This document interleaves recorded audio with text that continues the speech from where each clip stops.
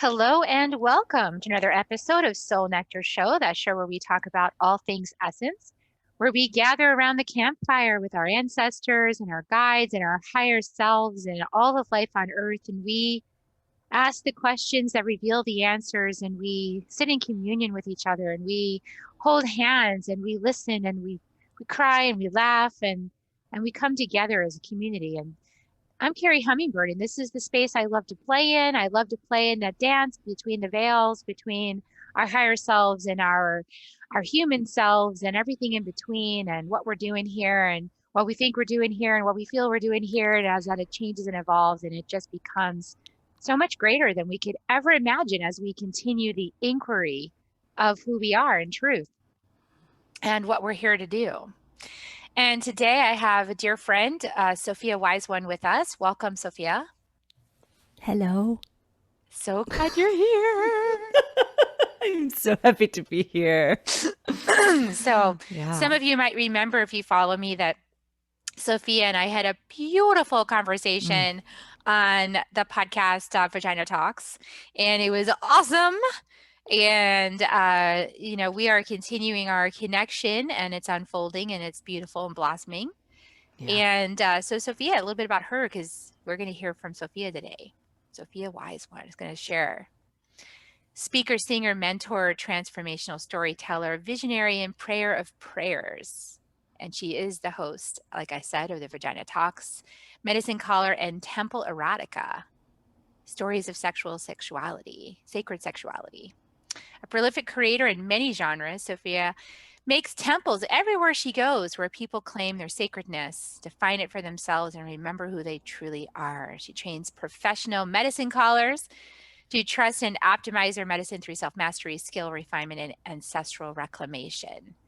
A child mystic who has been called a professional medicine caller for over 20 years, she is trained in over 20 different modalities. And we all do this because we get into it and we're like, yeah, let's find out more. Mm-hmm. And you'll see that Sophia is known for her candor and her love, digging deep, laughing the whole way. And I'm just so pleased to have you on Soul Nectar Show and to have a conversation with you here in my little neck of the woods. Oh, Carrie, I love your neck of the woods. It feels so good. Neck of the woods. It's so good in here. It's nice. Luscious. It's nice. It's nice. It's playful. It's fun. Yeah. Yeah. It's rich. It feels really rich. Like it is campfire. I was gonna say it's like summer camp. It feels good. I'm like, I got a blanket on my lap. We're not going to tell ghost stories, or maybe we will. I don't know. Well, not scary stories. Different, maybe different ghost stories, but yeah. Oh my gosh, I am already. So thank you everybody for letting me join you. I mean, you walk with. You walk with Carrie. I know you walk a precious and tender and sacred and big way. Like that's why you come here and sit. So thank you for having me here. And Carrie and I already kind of dropped in. So I'm like already in this like altered. I'm like a little bit in my other space. And this song came to me as we were just getting settled right now. And so it's not letting me go. It's like not, I don't think I'm going to be able to make a sentence until I sing it. So why fight it? So here we go. Don't fight it. A little, no. Here we go. Oh, campfire giddy. Okay. I am Sophia Wise One, daughter of the wind. I am calling you. I am calling you. Rise up, rise up, rise up. Rise up and take your place. Rise up, rise up, rise up. Rise up and take your place. We've been preparing. We've been preparing. We've been preparing. The time is now. I am Sophia Wise One, daughter of the wind. I am calling you. I am calling you. Rise up, rise up, rise up. Rise up and take your place. Rise up, rise up, rise up. Rise up and take your place. We have been waiting. We have been waiting. We have been waiting. The time is now. I am Sophia Wise One, daughter of the wind, I am calling you. I am calling you. Rise up, rise up, rise up. Rise up and take your place. Rise up, rise up, rise up. Rise up and take your place. We are united. We are united. We are united. The time is now. Ooh, I feel so good. I got body chills all up and down my body. Got bumps everywhere. Ooh. Feels good, sister. Yum. Yeah. Woo. So It's true. right? It's here. It's now. It's so wild to feel that. I'm just going to just go with it. Just a little bit of days ago, what is time these days? It's the heart of what the story is. I go in and I go one of these council gathering places that I go to, the grandmothers. They sit with me and I sit and I arrive always in their kitchen. And they're always at work with their hearth and their brewing.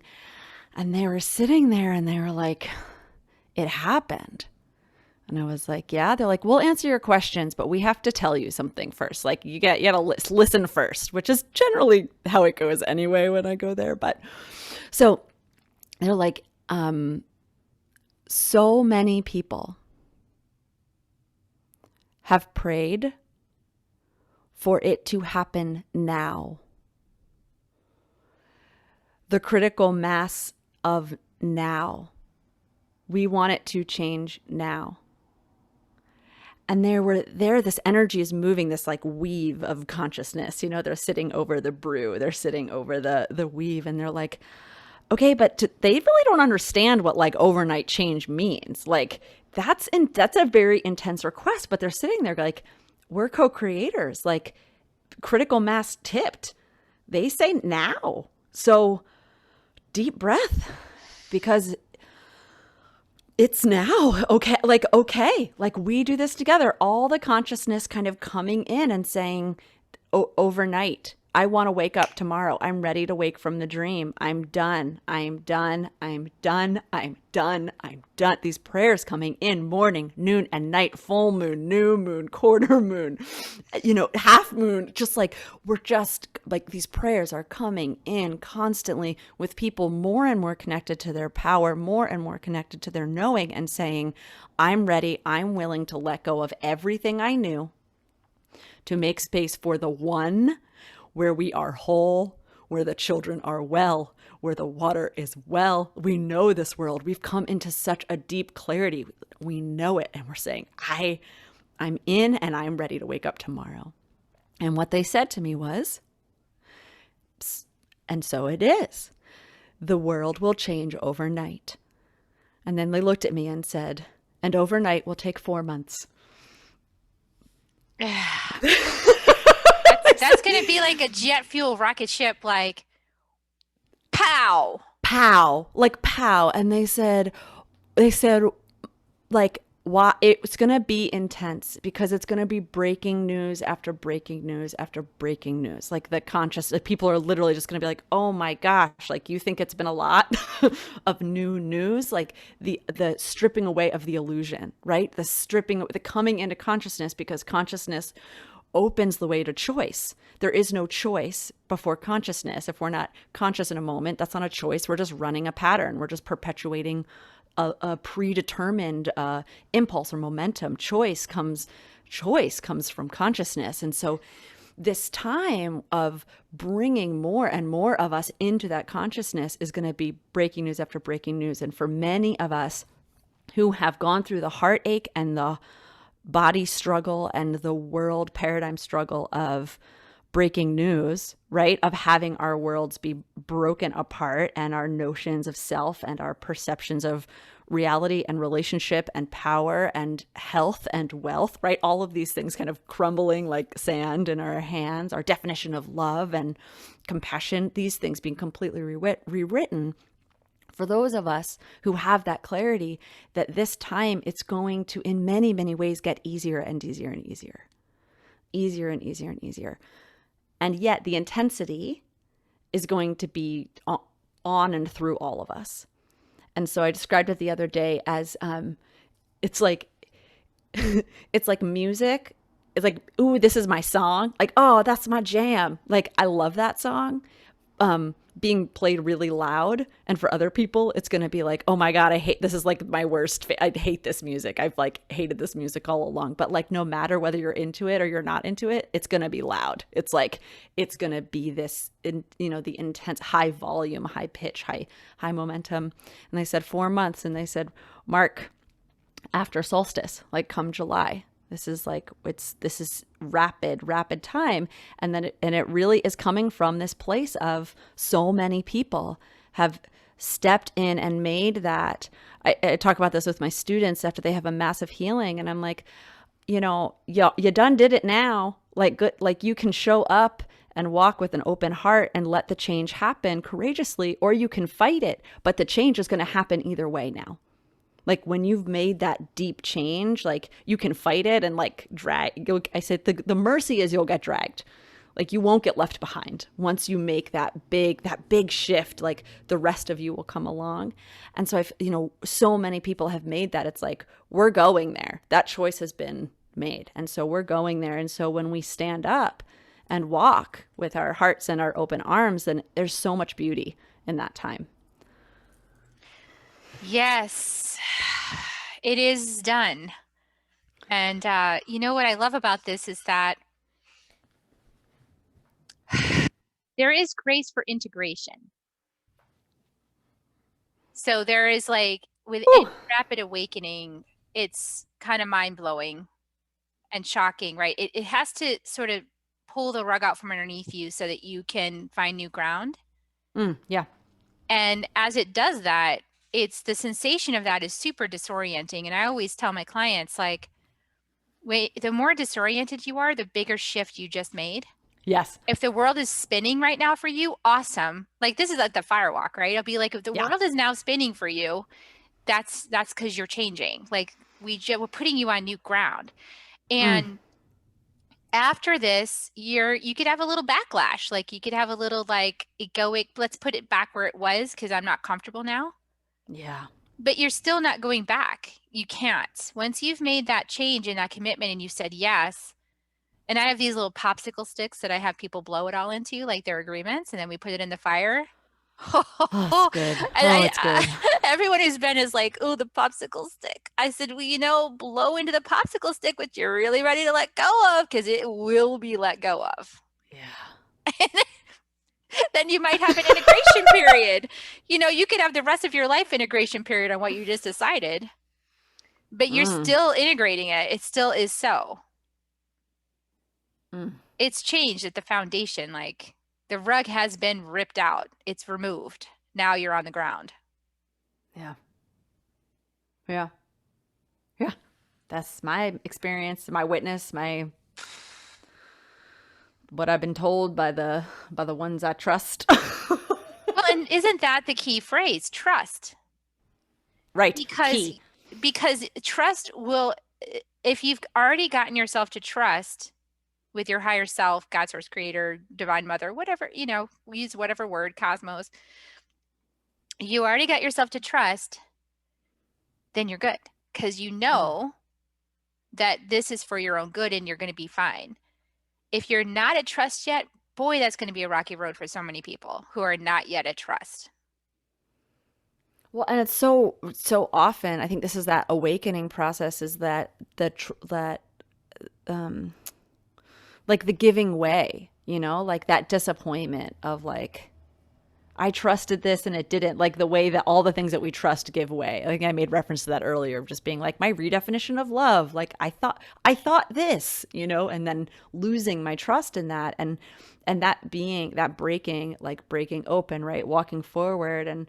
And I had this experience this past year where I have never experienced so much doubt every day as I did in the past year of my life. And it took me until it was the autumn sometime that I was on a walk with a friend in the mountains in New Mexico. And, and I was like, oh my goodness, like, of course, because I have never been so bare in my faith walk and so like barren in my trust. Of course, I am accompanied by doubt because I didn't bring with me my buffers. I didn't bring with me my coping mechanisms, my little manipulations and my grippings and my holdings. Like I just keep walking without any more promise than this holy promise, this moment by moment guidance, you know?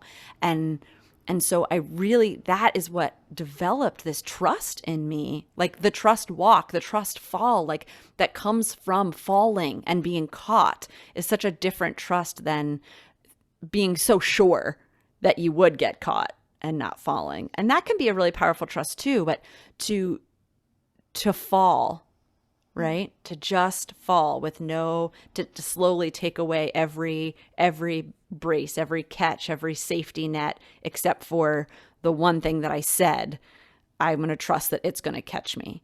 And I'm sitting in a very different reality of my being now after like a training, honing, right? Like I often refer to it as a folded steel of just like folding it in the iron. Just, yeah. So powerful. I love that you said letting go of even the comforting things that made you so sure that things were safe.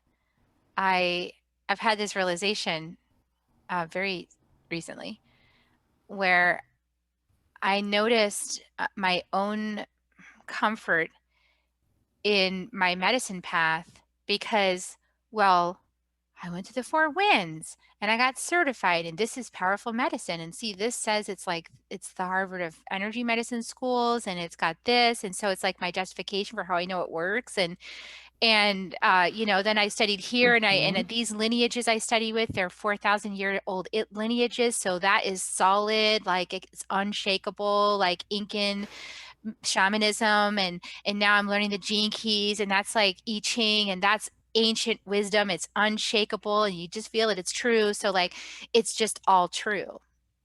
And I've had this level of certainty about it all. And I realized the other day, I was like, wait a second.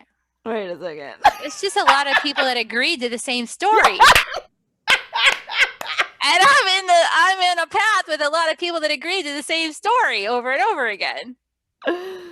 So I just agreed to it. That's all. I agreed that it, and I have gotten shifts that work for me, you know, but I can't be so like, it's like, yes, it worked for me.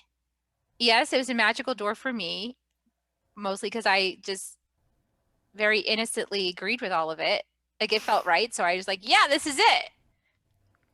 And it's that. It's like, what can you wholeheartedly, innocently agree with? That I think is the truth for you. Like whatever that truth is, that you're just innocently like all in. That's what makes it happen for you. Whatever, you know, whatever the thing is. It's not that it's for everyone.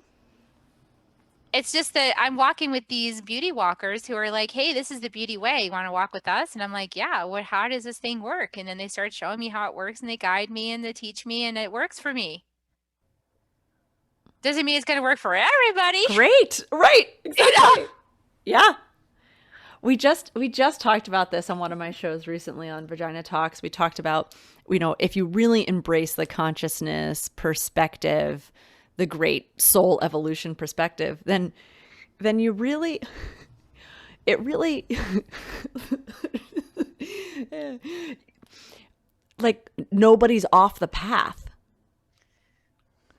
right? Which means like any like anything being like above really falls apart, right? Like under any inspection, because you're like, wait, all of that behavior over there that is like not what I have signed up for, what doesn't innocently feel good for me, what doesn't you know, on my body work for me, that's also like spiritually has integrity as for a soul journey. Like what, you know? And for me, that's liberation. That's when like I become free to even go deeper into my cell, my energetic, my interdimensional, you know, lineage being a line of age, a line through time spent space or dimensions. And it's like, I don't need any fucking justification. Nobody does, because nobody's out.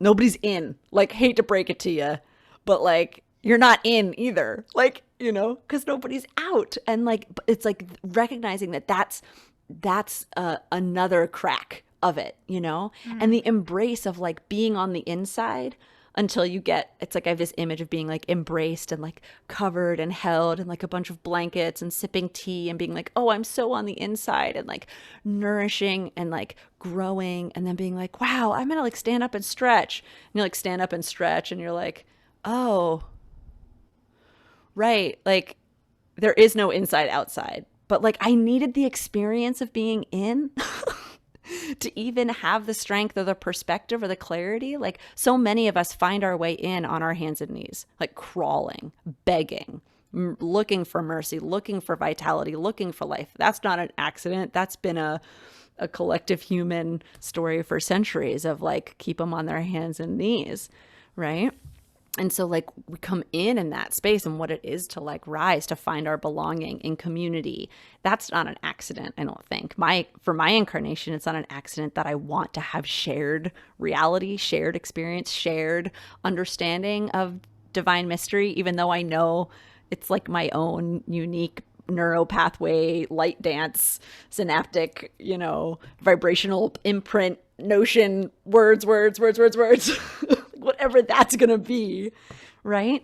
I like the feeling, you know, when we look at each other, you know, because we're, you know, Carrie and I we're looking at each other and we're seeing these Zoom images, these digitized forms of ourselves, and we're feeling this shared space. We're in this shared space, and that's so satisfying to me. And we're showing all these facial cues, and we're with our words, like cueing that we have an understanding. Like that's so pleasurable. That's so valid, right? It's so precious. It's so temporary, you know? Like it's part of this whole temporary thing. Yeah. And it's in the now, and it's going to come to us whether we want it to or not. That's the other thing. It's like there's this huge surrender I realized when just with the realization that I'm in a body, or you know, I'm having this body experience on this planet called Earth. Yeah. And then I realized that Earth is a consciousness. Yeah. And then I realized that somehow I'm in Earth consciousness, but I'm not of Earth consciousness, but I'm in it. So I'm both. Yes. And it's intense because at some point I started wondering, is this a healing for Earth consciousness herself? Like, are we here to help Earth consciousness herself to honor, love, respect herself? And are we also part of that conversation at some level with her children? It's so multidimensional that I at some point wondered if my own experience of honoring myself as a mother also had to do with being part of Earth and her honoring herself as a mother of all life on Earth. Which really holds up in the perspective or in the story, in the myth of divine consciousness coming into form to know itself. So like the great mother, like the divine mother who like births all existence and then destroys all existence, just like, don't mind me, I just create and non-create existence, right? So she's like, I want to know, like I can't, like I come into form to have a self. Like there is no great cosmic mother without a form, without playing into some aspect of limitation, right? So like coming into a self. And so to come into a self is to begin a journey of either knowing, respecting, loving, appreciating, or denying or subjugating or I don't know, ameliorating, kind of tempering or placating, like what it is to have a self, to have a self-awareness or to have a self-consciousness and to come into loving consciousness. That's my reflection is like, it holds up for me. It's like, Well, I can see that.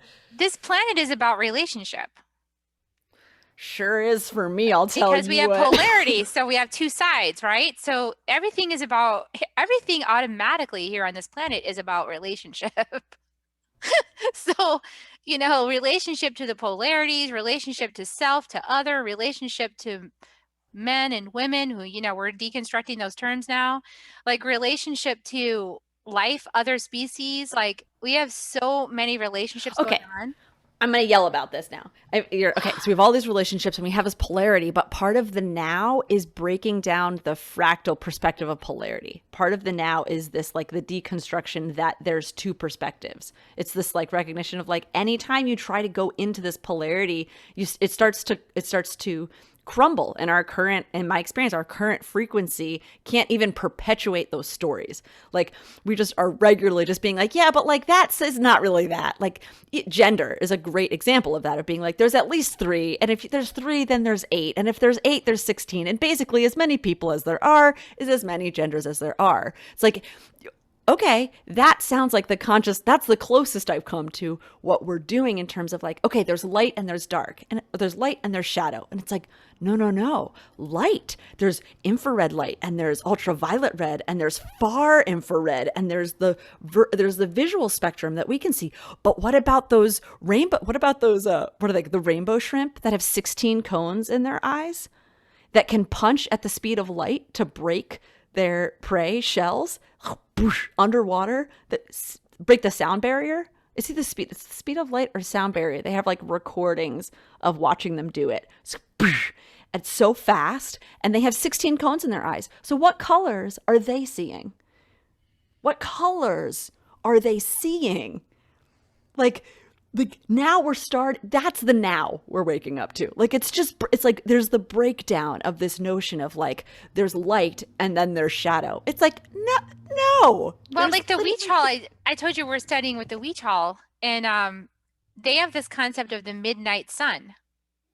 So in the darkest time of night, there is the midnight sun.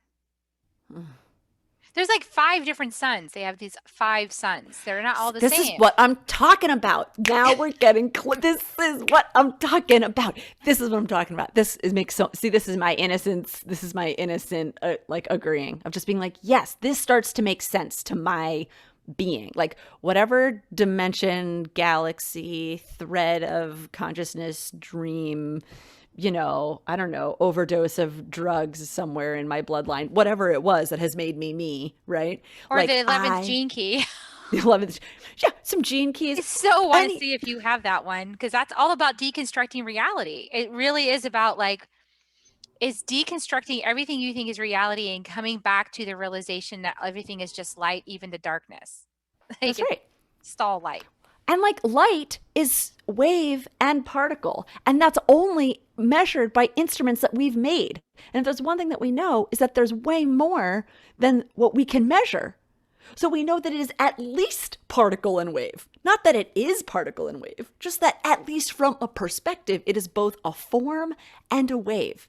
Like that's why everything is light. Is like because light really is just everything is a wave and or a particle in like some form or like a not form. Right? And it depends on the observer. Right. Like it depends on the observer and how the observer is perceiving the observed phenomenon. Completely changes the experience. Which I know from like having a family dinner. Same dinner, 5, 6, 7, 8 different perspectives on what just happened, and then Totally different dinner. try to converse and like come to the same reality. Oh, I am a huge advocate of giving up of agreeing to a singular narrative. I'm vehemently opposed. I think it's one of the major damaging tools of our time is that there is a narrative that people have to agree to. I think it's one of the most prolific, normalized abuse tactics in our culture is that there's a true story, that there's like there's a narrative that like you either agree to or you don't agree to, and someone's right is like foundationally, it's so people so think it's normal.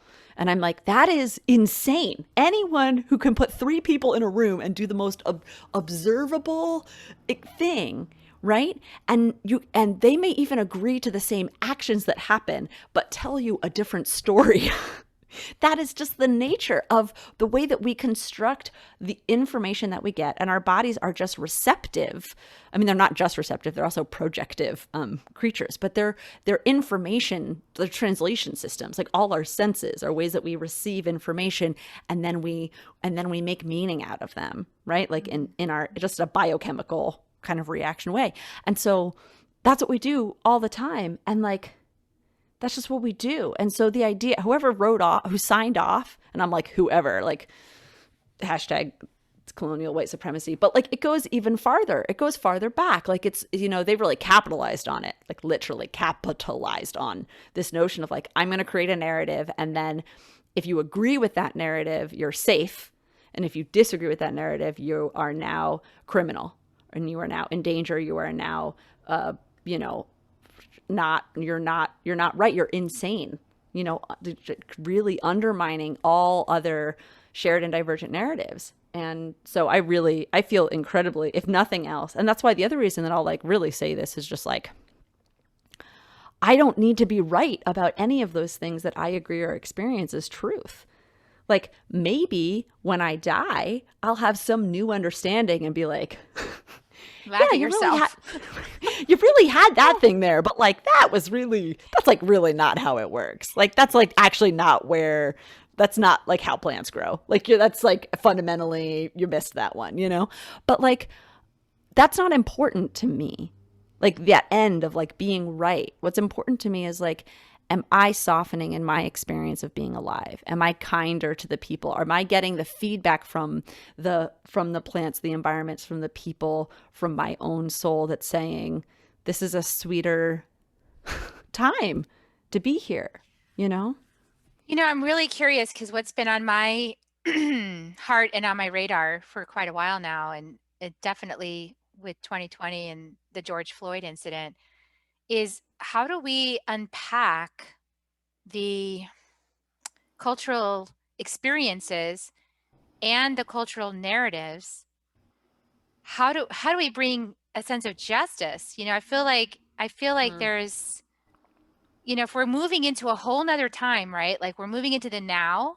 To me, that presupposes if we're moving into the now, and then basically history is just going to go like history is that rug getting ripped out. It's like, whoosh, right? Well, yeah. Yes. So then now how, some people are clinging to the rug. Like, no, we're not letting go of that because it's never been, injustice went unpunished, or injustice, like it's still unjust, or things aren't fixed, or so I want to hold on to this history carpet. I can't let it leave. But the only way I feel to come into love is eventually that history is gone. So how do we do this? Yeah. Yeah. So I don't have an answer, but I have a couple thoughts about this. Yeah, let's explore it. I mean, I didn't think you had like the answer, but I wanted to wait. I'll tell you the answer. Let me tell you what I think from my white privilege perspective. I'm going to tell you what I know about, and I'm going to fix my collar. Okay. Yeah. No, I say that because probably what comes out of my mouth right now is going to sound like an authority answer. So that's like, I'm like, cause I have some things to say about that. So I'm like, okay, even if it sounds like I like have answers, I understand that I'm really just sharing, I'm contributing to a conversation, but it might sound a little like I have some answers. So one piece is that, I think one piece is that history that's getting pulled out from under us, this like notion of history is is the first deconstruction is that like there is a singular history to get pulled out. That's part of that perspective that I was talking about, that there's a history that we could somehow just pull out from underneath people. And honestly, for many people that have been marginalized and murdered, that was never their history. That was somebody else's history that was told in their history books and trained into their little minds in school. That's right. And if they were blessed enough to have a community and a culture that could say, that's actually not accurate, that's not, I referred to, there's the history and then the feminist upbringing of herstory. And I've been bringing into this notion of our story. Like, what is our story? What is our story? And our story is a much more complicated tapestry, right? And our story has a lot of space. It has a lot of gaps, a lot of unknown. I think in its honesty, right? And so in that way, if we come into our story, it doesn't hold. There's a lot of people who that history is getting ripped out from underneath right now. And that is happening. And for a lot of people, that's not disturbing to them. It's sane making. It's like join reality. Yeah. I love that. Yes. Yeah, that actually was never true for most of the people on the planet. And so, that's getting ripped away because it's false. That's right. Because it's false. Because it's only maybe one thread of a story. Like it's That's right. It's a thread of one tapestry in the tapestry, but it is not the whole tapestry. No. And so that's my like answer. I'm like, I have an answer to that. Like that's my understanding of that is like that. And so that notion of will any of us hang to a thread of that tapestry of where we came from? Sure. But that's the threads that we hang on to or that we don't hang on to is actually a much more personal transformation journey than this notion of this larger piece, that history that can get pulled out and left behind. In my understanding is it can't come with us because it's not made of vibrant life. Like, well, it's not true. So it's not true, right? It's not true. It doesn't hold. That's right. And so its undoing is its realization, is its great realization, is its great awakening. It's dissolving. The fact that it's being lifted to the higher realms is evidence that it can't go there, is because it's a lie. If it was true, it would show up in the higher realms and we would be oh, here's this thing we can work on. That's right. But as we lift, if it disappears, it's like the chimera, right? Exactly. And people are like, where's that damn shimmer? I wanted to battle that thing some more. And it's like, no. But I do think that there are threads of the our story that come through clearly. Because there are things. Because there's continuity in reflection and realization that we as a being, I'm going to say as a singular being, that we as a being have used over centuries to come into a deeper understanding of what is love and what is important, what is vulnerable. I mean, the mistreatment of children and bodies has been so core to these centuries of realization that we will take that knowledge with us. Because we're going to take a care and a value with us that's going to be steeped in an understanding of the potentiality of well-cared vitality. Like when we take care of things like that vibrational freedom. And I hear the part where the density dissolves, right? And so the importance of it or the power dynamic of it loses its grip. I think that it's the realization of it that becomes a catalyst that brings people to that brings me over and over again. Like I try to hold on to it. And then when I remember what I've learned from it, it takes me to a place of shifted perspective and priority. Yes. It's really powerful, this discussion we're having, because there's so many things that are true all at the same time. And I just want to pull some of those threads out of things that are true all at the same time. Yeah. Yeah. So, on the one level, it's true that we're moving into our story, which means to me, there's 8 billion stories happening Yes. simultaneously within the one. So, it's a story of diversity, unity and diversity versus unity and conformity. So, we just Yes. switched out Agree. that whole model, right? Yep. And we're also switching out of the one story is better than another. So, model. Like one of these stories is not like the others. Right. Whole idea is like, no, that's not so true. And that one's been foisted on people, right, by the people who had that story and really liked perpetuating it, right? And so some of which could be my ancestors, right? So there is that idea that no, we're not doing that anymore. Like this is more egalitarian, like the actual goal of egalitarianism that I believe that spirit founded this nation on, not necessarily mankind who went like, I like this idea as long as it benefits me, but like spirit moved through them to say, no, this is it. This is actually what's happening here, like it or not, and you will be called to task with fierce love to make it so. I want to say that. It just came through me so strong. And so at the same time as like all of this fierce love is requiring us to refine, be honest, lift, let go, hear, listen, empathize, acknowledge, like all of these things. And also, yes, like I honor people whose ancestors were punished, basically punished just because of the color of their skin. I honor those people that they don't want to let go of that.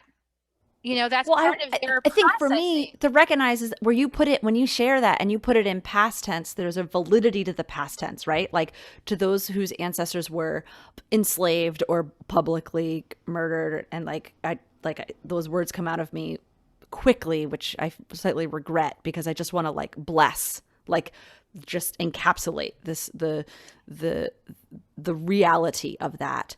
The horror, like the reality of the horror. Yes. That happened over hundreds of years. Like it's just right. And the part that I get like my spine just went up about is to recognize that what people are mostly angry about today, aside from the ancestral healing that needs to happen and is happening and has been happening, it's in the body, so it is present. It's not like it's gone. It's no here. And yes, and the other thing is not only is that piece, but the actual, it has just changed the version of it. It is still present tense now. To say like we want to honor these past stories is to ignore that the people, the highest COVID deaths were on reservations and in lower income people of color communities in this country. I mean, that's not, I can get really worked up about that. That's real. That's now. That's not past tense. That's today. That's literally today. The remnants of this system. It's like the trickle-down effect of this system. It's like it's the perpetuation. It's the continuation. It is present tense. And like, I'm very adamant about recognizing that it is present tense because that is when we have the fullest power to dissolve it and make it different. Is that it's not remnants and trickle down. It is perpetuation, reinstated, continuation. The police systems are being trained and funded to maintain policing, which was a system designed to capture enslaved people who escaped. Period. The end. Because people were property. And you know who else that they could capture? Anybody who had a womb. And it was a woman, because women were property. That is the foundation of that. And that foundation has continued. They've changed it. Right? But it is so very much present moment. I'm from Philadelphia. I am from here and I'm looking out the window right now and I'm like, this is a beautiful city and it is messed up. It is messed up. It is doing its best from the ground up. And it is doing its best. I just know that. And it's now. It's absolutely now. And so I think that's to me, that's where this like, It's not about letting go of the past. It's about embracing the future and making a new choice now. And to recognize that these systems are not past tense. They are just expressing and functioning in a different way. And so once you open your eyes to that, and once you get educated to that, and once you feel it in your body, then you recognize how much power we have right now. I mean, here's the other beautiful thing about these systems is that you have to make policies to reinforce them because humanity doesn't keep them up. It's not our nature to create systems that are so unequitable and uneconomical and insanely brain-breaking to communities. It's not, when you leave people to take care of people, they do a much better job. You have to, like, that's why they have to perpetuate this kind of control in communities, is because when you just leave them alone, they take care of themselves. This has happened every decade, just in Black communities. They grow their own food, they educate their own people, and then they get attacked and undermined as a community center. And that's one example of this, how it has to be. And then policy. And so to me, that is incredibly good news in the great time of awakening, because that means all we have to do is stop. Like, first things first, in the same way that when we abuse ourselves, before we tend the wound of our own impact, it's very helpful to stop stabbing ourselves. One of the first rules I did in my own stabbing ourselves. One of the first rules that I made for my own healing was when I decided I would no longer name call myself in my own head. I would stop calling myself names. It's like, I can't attack myself all day with these demeaning, cruel attacks. Step one, I'm trying to build a sane, functioning landscape up here, and I can't go 20 minutes without getting called names.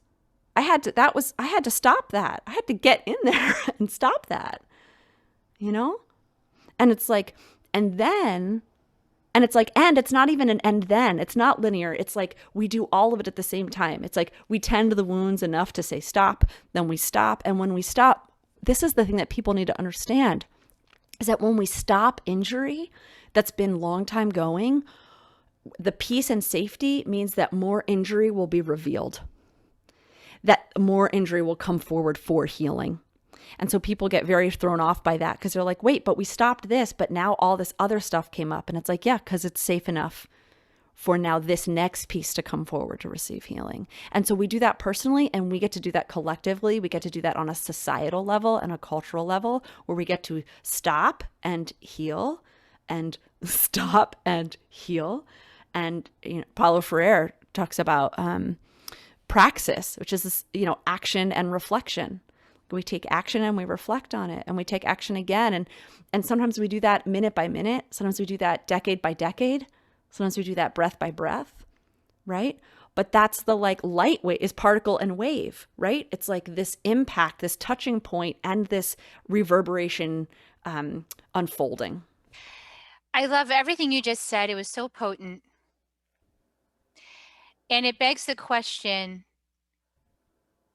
of how we move forward, because I'm going to add another piece into the conversation.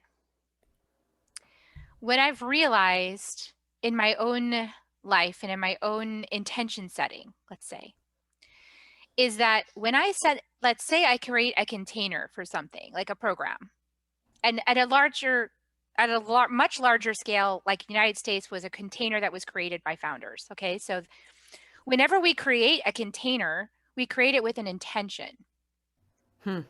And when you create a container, this is what I've learned, when I create a container with a little element of fear or scarcity, that little seed of fear or scarcity grows that container in the direction of fear and scarcity. Now, because it's always present in there.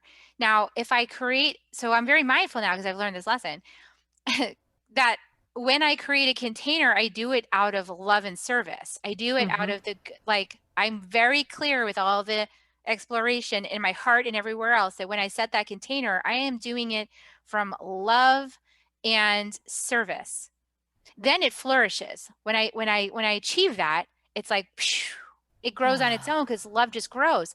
So what I'm realizing is that, this container of the United States, this was formed in some fear and scarcity, and that drives the desire to have power over, right? It was Right. really to have power because of the power over from England. So it was That's like right. we're under power from someone else, and so we're going to create our own power, and we're going to say that we're in power. We're going to write that in, but there was this sneaky little under clause that said, yeah, but I want to still have power over other people because I still like this system of having power over other people. Well, and like it's not confusing. That's how I make money and maintain how it works. Like So it's I want to have power. So it was not so, but love is fierce. This is what I know about love is so yes. fierce, and it will not tolerate a lie. So we have been experiencing the lie Real. and the pressure from love to correct the lie since the founding of this country. Yes. Yes. And we're still in it. Yes, So if and I think until that's we why this correct the country has lie, such an extreme case of mental health, quote unquote, oh mental health yeah, issues. because we're in the container of it, and we all feel what happens to everybody else in this container. If you're a US citizen, you're feeling this content. Even if you try to be as unaware as possible, like an ostrich with your head in the sand, you still feel sick to your stomach. Well, I think it's, Because and also it's not right. well, it's not right, and we know it's not right, and from a very early age, we're told that it's okay. And so it undermines our mental stability. That's where I think one of the first places where we normalize like gaslighting and like self not self this destabilization of our own minds is when we as children and as young people are like, wait, I don't understand, like why is that a thing, like why was that okay? And we get told that like it's just the way it is, as though it's not a bunch of people making an agreement. And we know that's not true in us, but we don't know it, especially if you're not educated. So I think that's a huge piece. Okay, so you asked a very important question, which is how do we move forward, right? So how do we move forward in this? And I have a question for you. I have my kind of what I go to over and over again around this. What, how do I move forward, or how do I invite other people to move forward when they come to me and say like, okay, Sophia, you can like run your mouth about how like it's still happening now, but like, what do we do? Right. So I have an answer about that for me that I'm happy to share. But my question for you, Carrie, is when you make your container out of love and service, where do you have where does is there a space for your fear and scarcity? Do you go into states of being where there is no fear or scarcity, or do you have a conscious place that you navigate your fear and scarcity that does exist? That's a really good question. It's not like it's not like the inquiries go away. Okay, so that's an excellent question.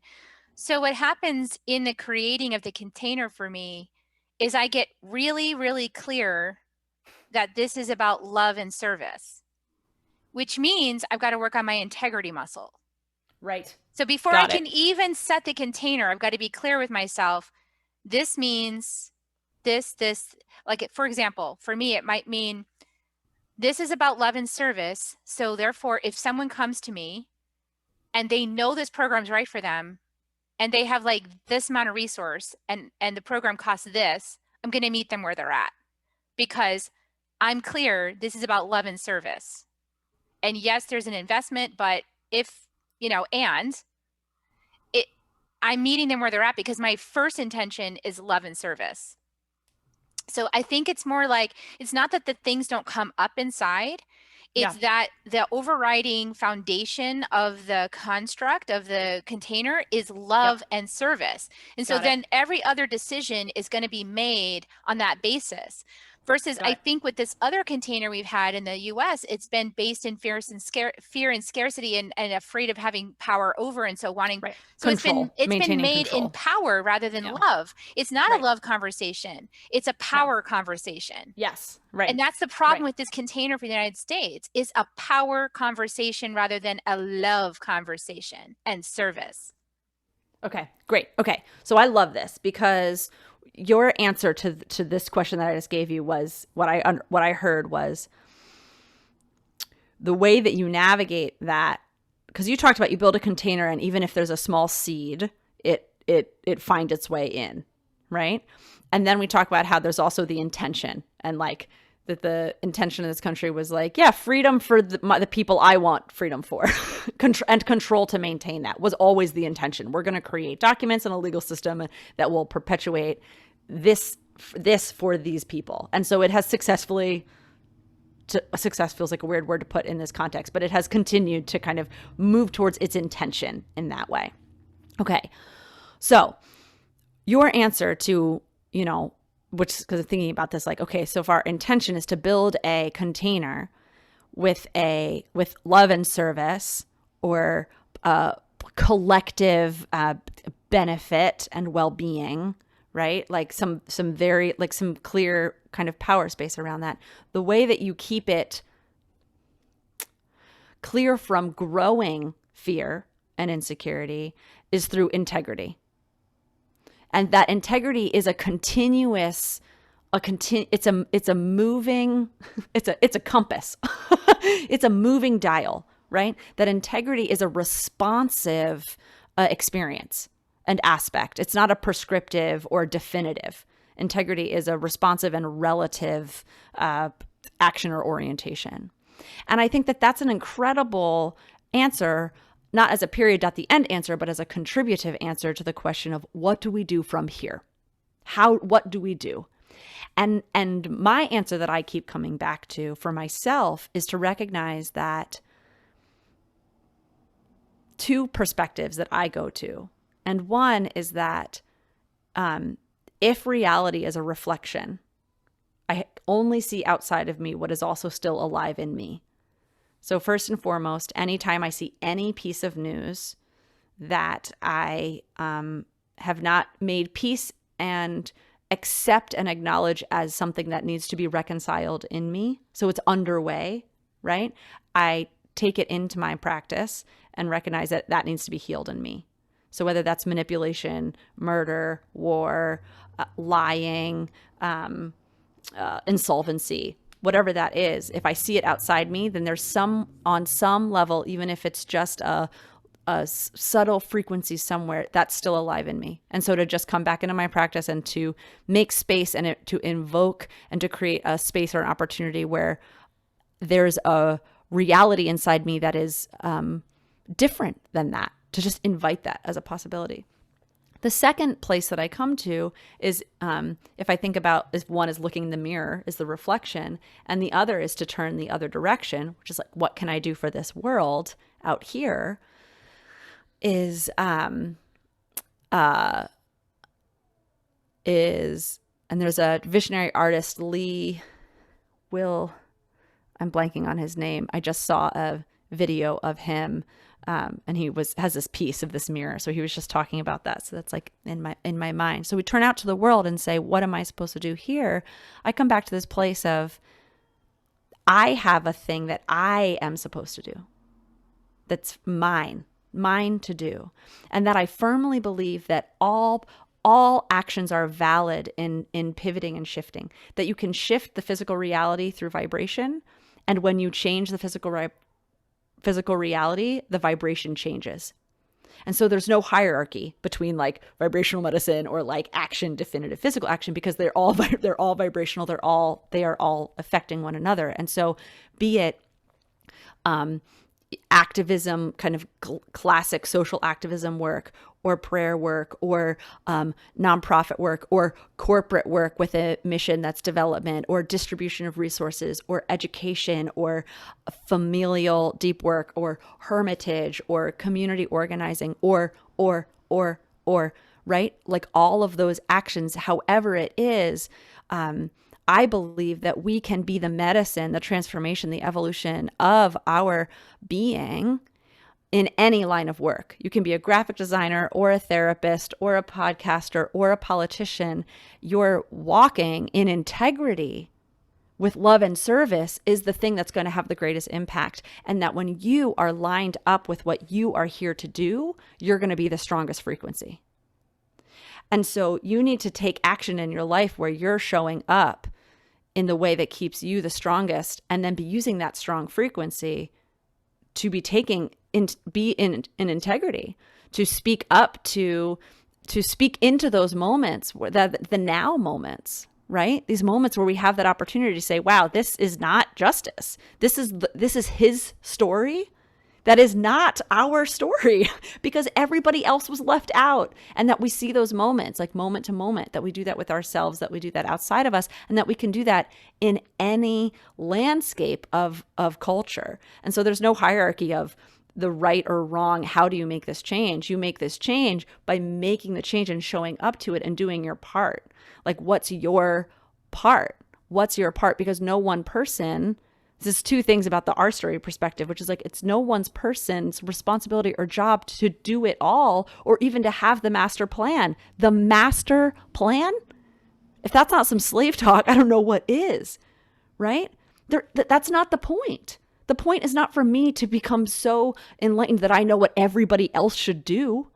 That's not where we're going. The point is that I become so enlightened that I'm accepting and embracing and respectful of what other people are doing while I'm in integrity, moment to moment, with what it is that I am supposed to be doing. And anyone who tries to live that way knows that that shit will keep you busy. It sure will. You know, here's what I get from everything you just said. Gosh, stuff's so potent. Is with the focus of love and service, then the integrity becomes clearer moment by moment. And with the alignment to your own soul's understanding and your own purpose, however you get there, like Gene Keys or whatever method you use to figure that out, you're walking your purpose, which isn't your job. You know, I mean, No. It might be, but whatever. Like, it's. Thank you for saying that, because I heard that in my head. I was like, I was talking about job, but that's like my own catch that I'm trying to reprogram. That's my catch. Field. Yeah. But for us, it's immersive. It's everything. This is what we do all day long. Hello, see you tomorrow at 9, you know? So it's like, but for others, like, you might have a different profession that brings you money, but you're still walking your purpose in that profession. You could be a plumber and walking your purpose of service and love, you know? Absolutely. So it's all, so this is about being in your own integrity. And then, you know, on the larger, in my what I saw as you were talking was that when more of us, like when the rug gets pulled out, the rug being the current perceptual model where we all agree to this power over construct based in fear and scarcity, when that veil, it just goes and like peels back, what's going to happen is that more people wake up to their heart and they go, oh my gosh, I'm not about power, I'm about love. I'm choosing to be about love. I'm not about power anymore. I'm not about having power over others. I'm about love and service. I'm about community. I'm about equality. I'm about humanitarianism. I'm about the planet. When people wake up about love and they're in the conversation of love and the whole thing changes, now you can take the same words of that Constitution as they are and they have a different meaning. It's the same, and it's the true meaning that Spirit gave those people all those decades ago, all those hundreds of years ago. And Spirit said, these are the words. And the word came through strong. It's just that they had a flavor of something else going on in their consciousness that was all about power over out of fear. So we can take the whole construct again, squeegee it with all kinds of, you know, crystal energy and whatever else. And now it has meaning for love and service, which was the true intent. Which I want to say was like largely based off of the Iroquois Nation's model of governance. Exactly. Who so had like, connection with Mother Earth, who, by the way, is our teacher. Like, let's just be honest. We're on Earth. We're in Earth consciousness. We're learning from Earth right now. And she's got some things to tell us. You know, and so the fact that they turned to that model because something in them, when they heard that, was true. Right. They took the truth and then they used it with their own fears, and see, they planted the seed of fear. They took something true and they planted a tree in fear. So all we got to do now, it's still a true tree. There's nothing wrong with the tree. The intention is true. It's now you reframe it with love and service. The whole thing is different. It shows up totally different now. Yeah. I'm really open to what's possible in terms of like framing and governance and structures and all of those things. And what I want to say is like, it's absolutely possible that literally without changing like like a word, right? That like literally the shift in perspective, we like read it and the way all of those decisions, like there's so much there. And the other thing that I want to say when you were speaking is like even the word power, right? That's because when you say this word power, we're referring to like power over. And one of my favorite Buddhist teachings is that like we all hunger for power, and that is like a right and true and precious and sacred desire to want power. It's just, where are you looking for that power? It's the same for peace. We all want peace. And do you want that peace outside you? Do you want that power outside of you? Because that's insatiable. And so to just make the choice that you want to have sated power and sated peace, and, to be satisfied, to be well in it, maybe not sated, maybe not ended in that way, but to have it be well is to recognize that hunger that we're looking for, that hunger that we're looking for, that's actually me. I'm in a process of healing my own, awakening my desire in my own. That feels really precious to me that just came out of my mouth. I am in prayer, welcoming a courage for my own hunger and desire to come forward unapologetically right now. I really feel that.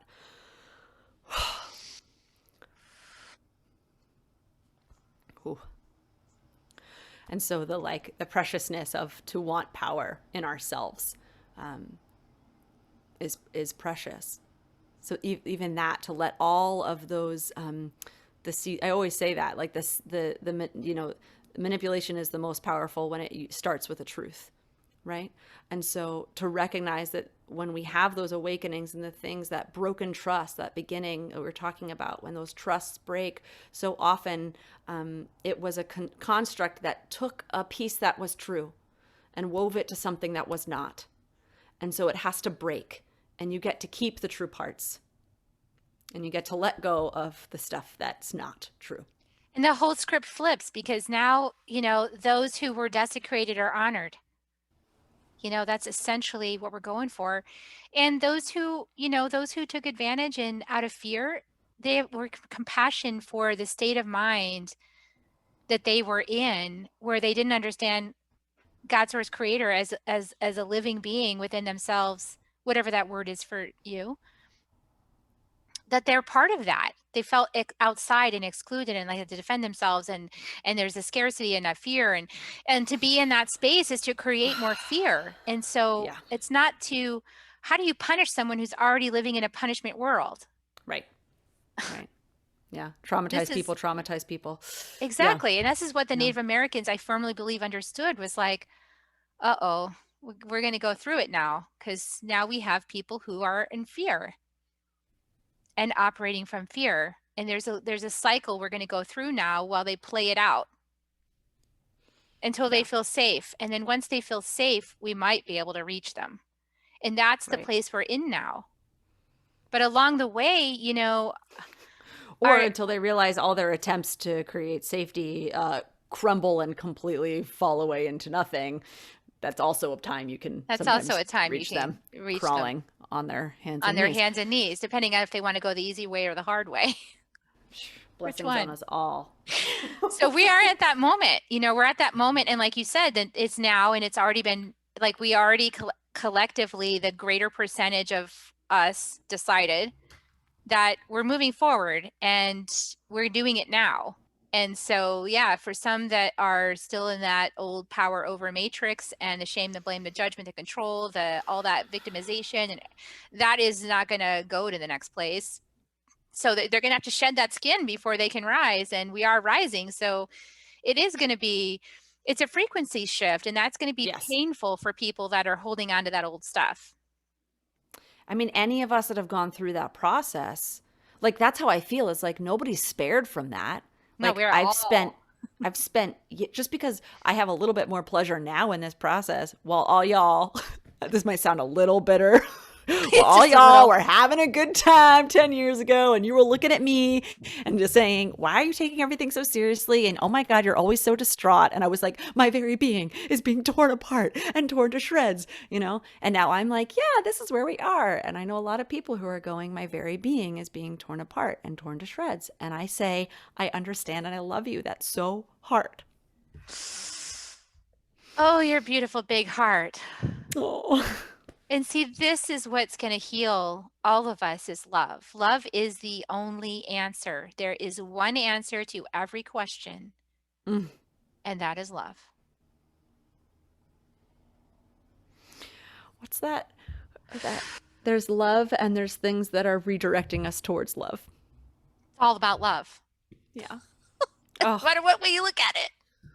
oh, I'm feeling my heart just so Oh, big and just like blessings and blessings and blessings, just like blessings, like clear so many. path, so many blessings, deep rest, restorative bodies, nourishment, water. May you receive the healing and blessings. May you be the healing and the blessings. Mm. Mm, mm, mm. Mm-hmm. Mm-hmm. Love, love, Wonder, love. Thank you so love, love, much, love. Sophia Wise One. Pew, pew, Yes. pew, pew, pew, pew, pew, pew, pew. Love lasers, love lasers. Pew, pew, pew. We're big sci-fi fans in my family, and so we always make laser sounds and then yell, "Love lasers, love lasers." Pew, pew, pew, pew, pew, pew, pew, zoom, zoom, zoom.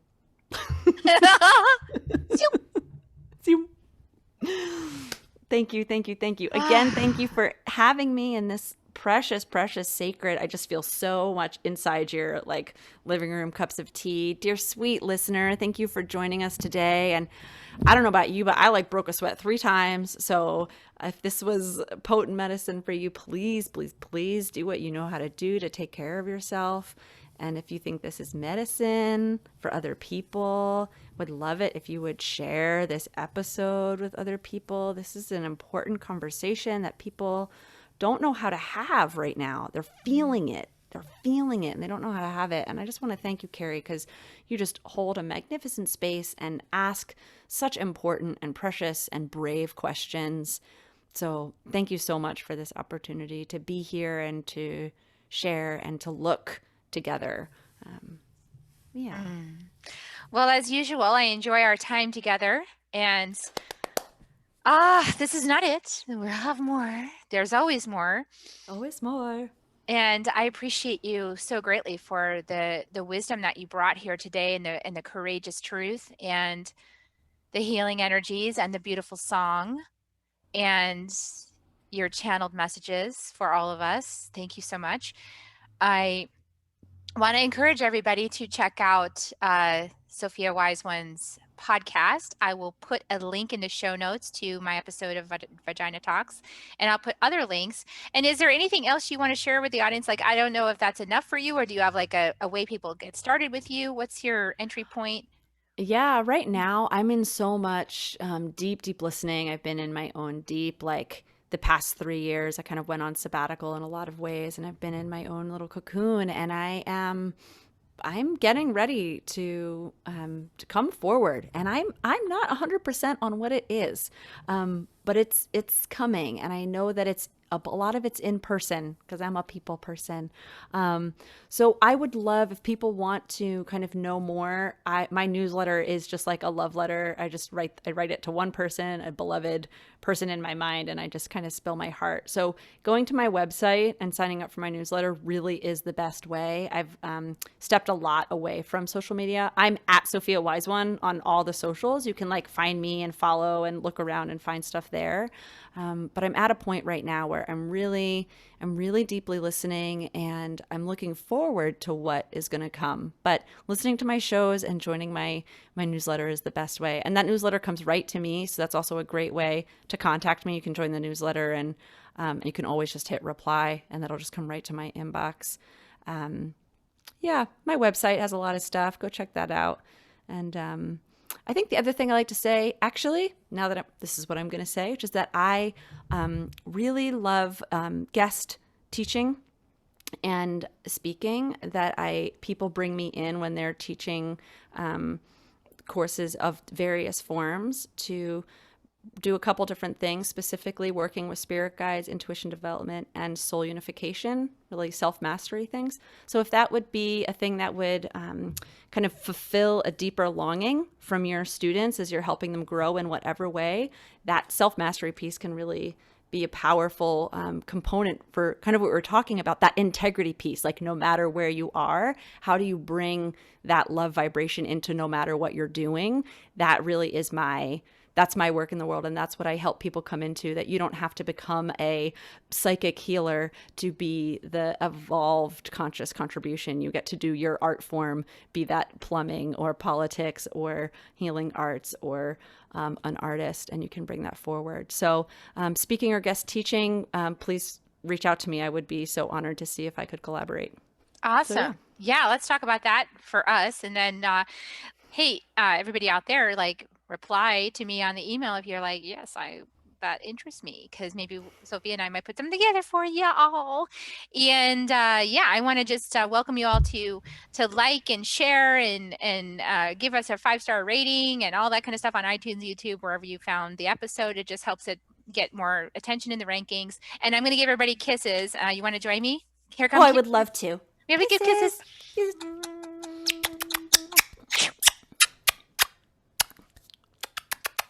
Oh, mommy kisses. Oh, kisses. We love you, everyone. Love you. We'll talk to you next week on Soul Nectar Show. Bye for now.